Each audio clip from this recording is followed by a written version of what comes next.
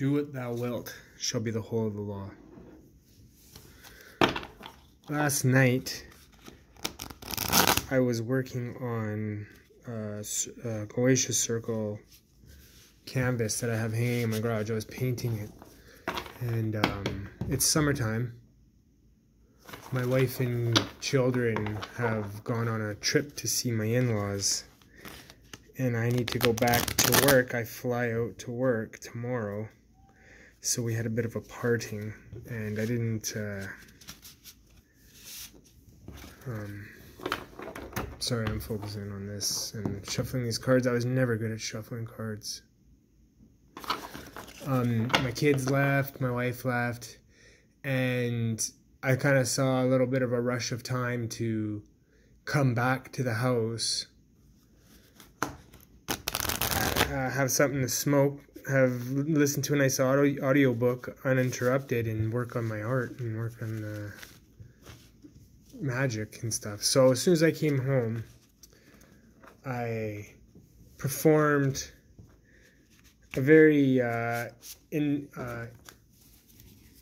deliberate lesser banishing ritual, the pentagram, in the garage where I was working.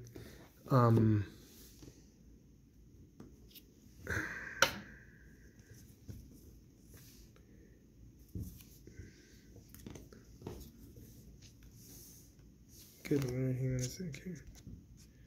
That's better.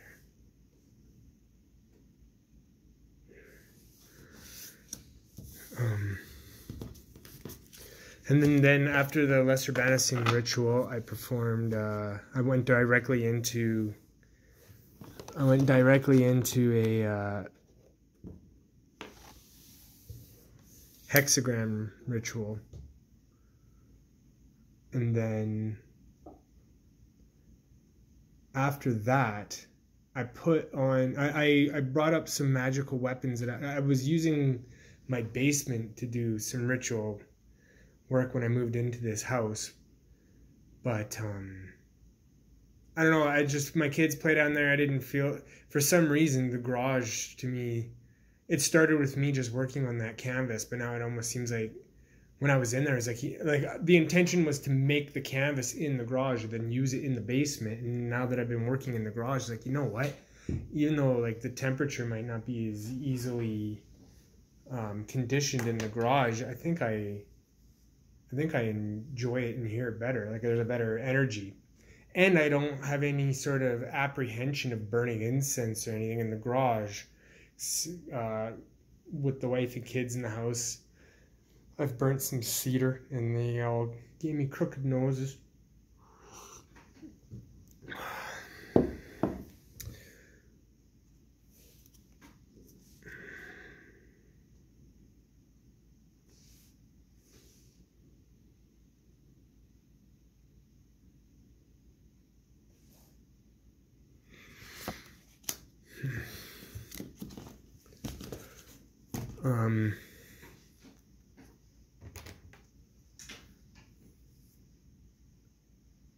So after I performed the banishing rituals, I anointed my head with Abramelin oil, because I just happened to be on the audiobook chapter of Libre ABA, and the narrator was on the chapter, the phrase or the paragraph of Abramelin oil.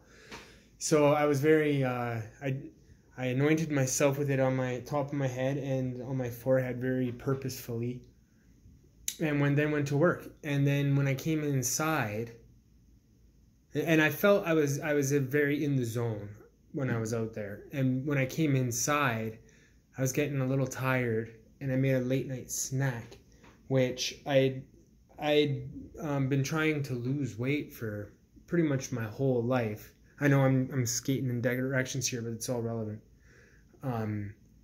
I found some significant success with intermittent fasting, and since I've been home the last 2 weeks, I've just totally fallen off the wagon with it. I had a nice 3-month stretch, was doing very well, fell off the wagon for the summer. They opened up all the COVID restrictions where I am. So I was trying to go for a big kind of fuck COVID thing and invite a bunch of people over to the house, and my energy was met poorly. It was a bad turnout. I didn't enjoy myself. I just started over consuming alcohol and food and not spending quality time with my kids, and I was really on point. I had this strange ideal in my head, and then when I finally got to the time where it was to take place, all these things I had in my mind, like, it just didn't turn out the way I had expected it.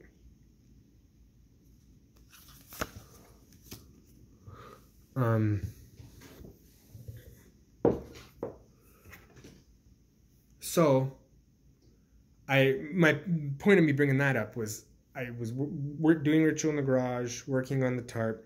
I came inside. I got the munchies. I'll admit it. I got the munchies, and I came into the kitchen, grabbed a waffle, went and sat down, and I was chewing the waffle, and suddenly the waffle got very crunchy. And I was like, "What the hell is this?" And I realized very quickly that one of my teeth had just shattered. Not shattered, but started to break off and break up. And it was a tooth in the back of my mouth that has a large filling, and the tooth against the filling just gave way and started to come apart. And in that moment, I was struck with a sensation of,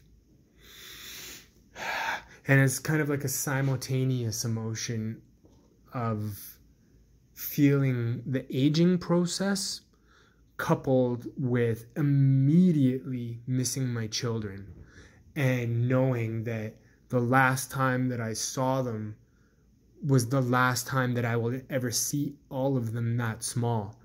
I mean, it's not going to be that long till I see them again. It'll be a month, right? But, a month for my oldest, 3 weeks for my younger ones. But it rung me like a bell, you know, like the whole thing rung me like a bell. I'm too inverted, not like this anyway.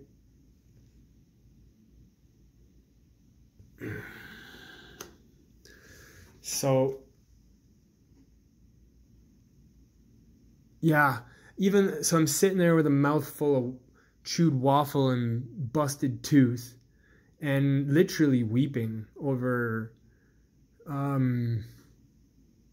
the human tragedy of life and death, and the unidirectional of the whole process, and the whole living in retrospection, blah blah blah.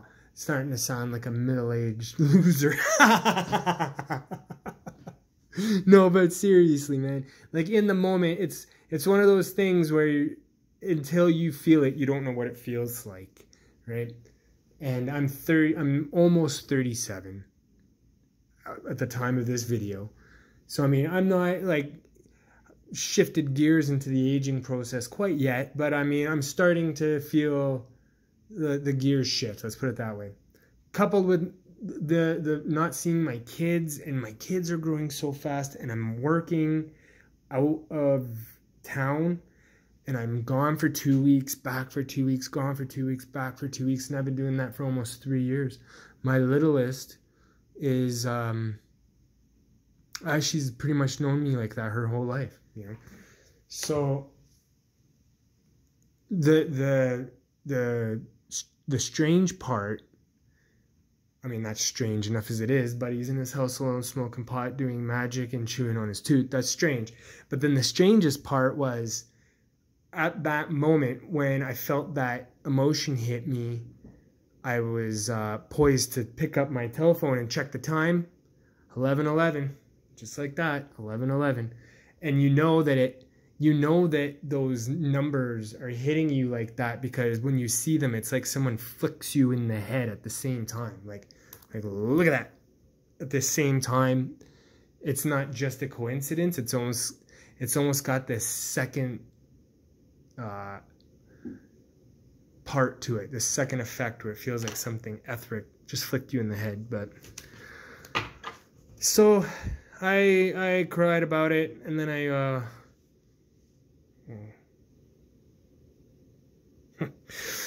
you know, and then I went to bed, got up this morning, called an emergency dentist, got in today. He looked at it, he's like, God damn. Asked, he's like, it's deep. It might be near the nerve, blah, blah, blah. We'll give it a 50-50. He chewed it up into a crown. I got a fake or a temporary crown right now. And then, yeah, I go back on when I come back in 2 weeks, and he's going to put my real crown on. That's my very first crown. Look at that. I'm building a new temple, and already I've gotten a crown. La-di-fucking-da. Love is the law. Love under will.